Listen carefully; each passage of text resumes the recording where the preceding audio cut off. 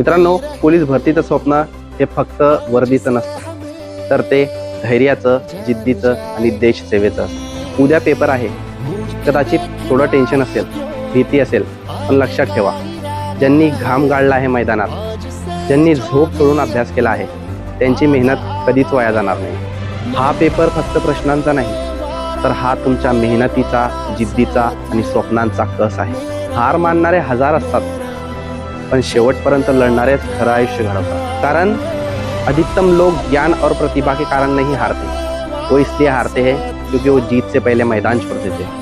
मन शांत ठेवा, स्वतःवर विश्वास ठेवा आणि पेपरला सामोरे जा. कारण तुमचा हाच आत्मविश्वास तुमच्या आई वडिलांच्या डोळ्यातील आनंद अश्रू असतील. लक्षात ठेवा, चिमूटभर स्वप्नांना घाबरून आभाळभर स्वप्न माती करायचे नसतात. जय हिंद.